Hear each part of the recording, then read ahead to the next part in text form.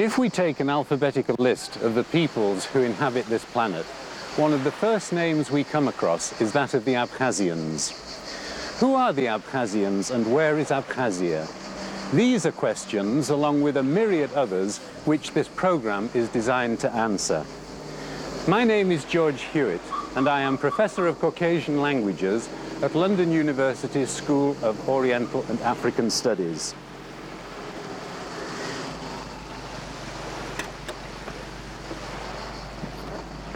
I should like to invite you to join me on a journey as I travel the length and breadth of this gem of a land in order to see what treasures it has to offer. Поехали!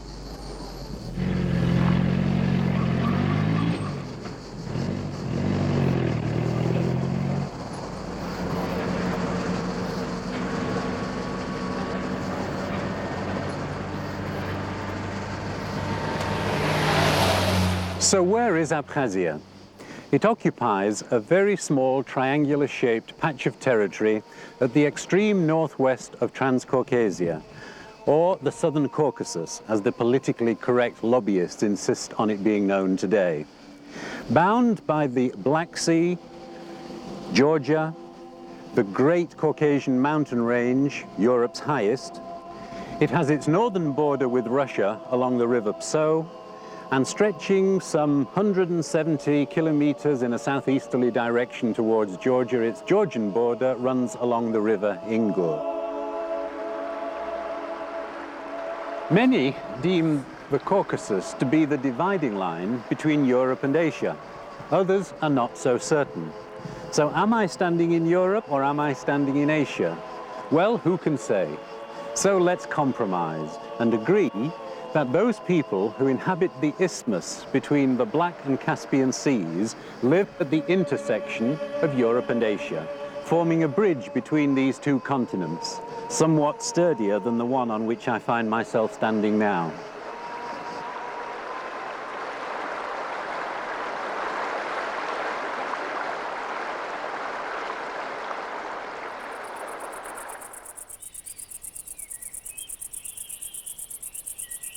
And so here we are on the site of the ancient Greek colony Pitsunda in the north of Abkhazia. This was but one of a number of colonies founded by the ancient Greeks. They founded a number of colonies around the Black Sea coast, and this part of the world, to the ancient Greeks, the ancients in general, was part of the area they called Kolchis. Now, Kolchis is well known to anybody who has read or heard about the myth of Jason and the Argonauts. This area is full of history. While we have been standing here, we simply knelt down and found this piece of pottery. It doesn't date from the middle of the first millennium BC, it dates from the first centuries of the Christian era, but this is part of a Greek amphora, or wine storage vessel. Why, it may be asked, is this area called Pitsunda? Well, we can answer that quite simply, but to do so, we have to move a little way from this spot, just round the corner to the coast, and we will see the answer at a glance.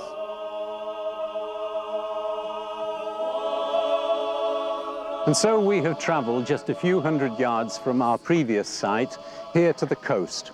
And you can see, growing all around me, some wonderful pines. This particular variety of pine has grown here for thousands of years, and in fact grows nowhere else. And so the name Pitsunda is obviously connected somehow with the term pine, which in ancient Greek was Pitius. And the Greeks called this area Pitius Homegas, in other words, the large place of pines. Now, from the object case of Pitius comes Pitiunta, and Pitiunta gives us Pitsunda as we know the place today.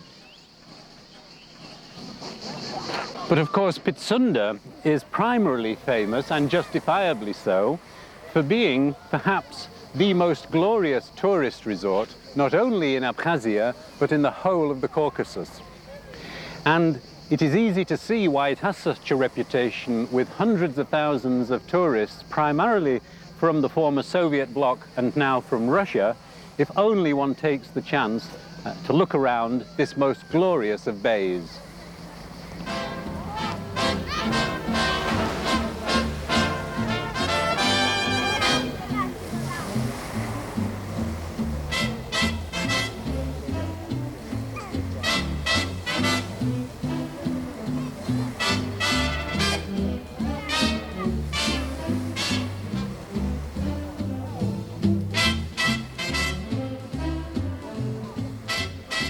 Abkhazia, specifically Pitsunda, played a peripheral role in an event of true world significance.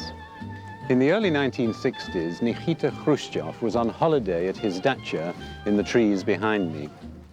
One day, on the veranda, he was asked whether he was aware that the Americans had nuclear missiles trained on various Soviet targets from their bases just over the Black Sea in Turkey. Apparently, he was not aware, but decided that he needed to take action in retaliation. He dispatched a number of Soviet missiles to be set up on the island of Cuba, thereby bringing the world the closest it has ever been to nuclear catastrophe. Nice to see you. I'm glad we made it finally. We've got to this point in the film anyway. Yes, great. Take a seat over here. Yeah. I'll chat about things. Yeah.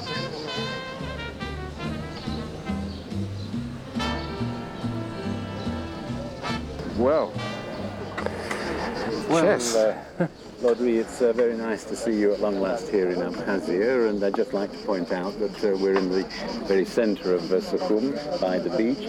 This is a famous spot where elderly people gather, perhaps people who've been in politics or academics, and they like to play chess under a tree, giving some protection against the heat. So maybe we could have a little game while we're talking. right. You move as white. Right. Well, it's quite appropriate, as I am an elderly person that has been involved in politics, that I should be sitting here. Now, George, I found out a little bit about Abkhazia before I came, but perhaps I should hear from you what you see as the most important problems facing Abkhazia today. Well, of course, they had a war with Georgia in 92-93, and the country was long under blockade. It's still not entirely open insofar as it's difficult to get here. Investment is difficult to arrange other than with Russians. There's so much in the country to offer the outside world, and the outside world knows very little about it. We're already 14 years after the war, and the situation here has been described as one of no war, no peace, because although Abkhazians have de facto independence, they're striving for it to be recognized de jure. And we're making a film about Abkhazia, about the people, about the country, about the political issues, which we hope will help to resolve this by showing Western viewers what Abkhazia is all about. Well, that's very interesting, because I should be watching some of this film being made. But sitting here, it looks idyllic, and with life going on peacefully as usual. It'll be interesting to see the country and see the signs of where things are still needing to be improved. Well, as you know, we're hoping to make arrangements for you to travel and see the sights and to meet people, including, of course, the President, so that you'll be able to gauge these issues more accurately for yourself. And I might take this opportunity of saying something I was reminded of just yesterday. What's that? Namely that refer to the beauty of Abkhazia, and of course someone said, one of the poets has written here, that the beauty of Abkhazia has only brought its sorrow, which is sad to reflect upon, given all of the people over the years who've tried to control the country. We'll meet again, no doubt, towards the end of your stay, and discuss your opinion after you've met your people and seen the views, and see if we can come to some sort of conclusion. Perhaps it's my move now. Perhaps it is.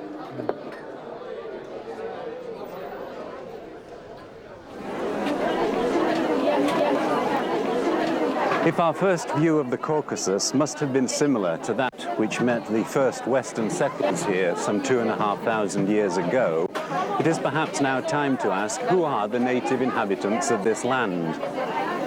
The narrow strip of territory dividing Black from Caspian seas is home to Europe's, and let's accept we are in Europe, most variegated patchwork of ethnic groups and languages. Apart from a number of languages belonging to families not native to the region but which are now spoken here, such as Russian, Armenian and Azeri, there is a multitude of languages belonging to the various peoples who are judged to be autochthonous for the simple reason that we do not know whence they came. So complex is the linguistic situation in the Caucasus that the 10th century Arab geographer al-Mas'udi styled the Caucasus the Mountain of Tongues. There are then some 40 so-called languages of the Caucasus. They are divided into two, some would say three language families. Georgian is the only Caucasian language to possess a long history of writing, which dates back to the late 4th century. The early Soviets sought to overcome Tsarism's legacy of illiteracy by creating a number of so-called young written languages, and Abkhaz was one of these. Though the first attempts had been made to establish a written form for Abkhaz in the late 19th century, its history of writing really dates from only about a century ago. Its current script is based on Cyrillic, used for Russian, though a language reform was introduced in 1999. During its relatively short history of writing, it has been through more than its fair share of scripts. It does, however, share with a number of mainly North Caucasian peoples a strong oral folklore tradition with an epic cycle of a race of giants called the Narts.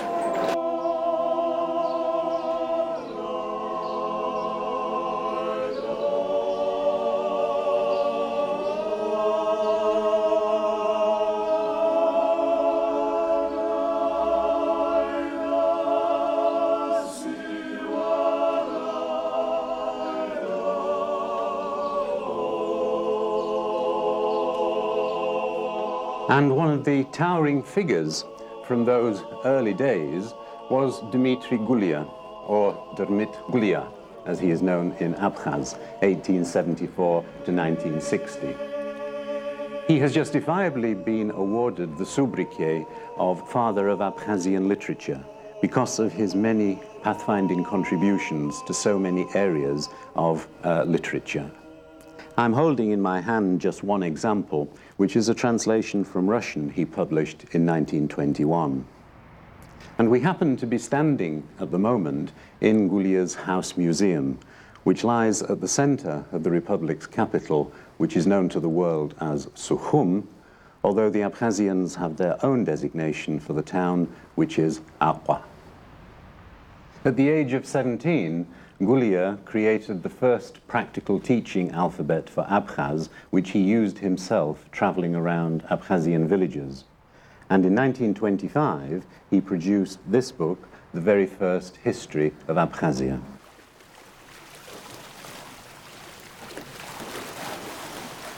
But let us return to history. Another colony established by the ancient Greeks along this coast was called Dioscurias, later renamed Sebastopolis.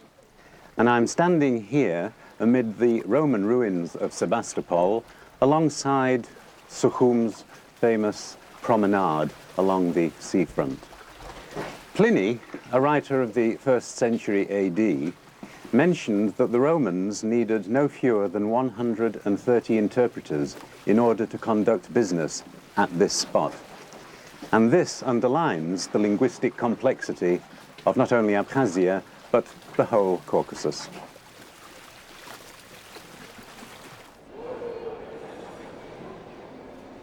A whole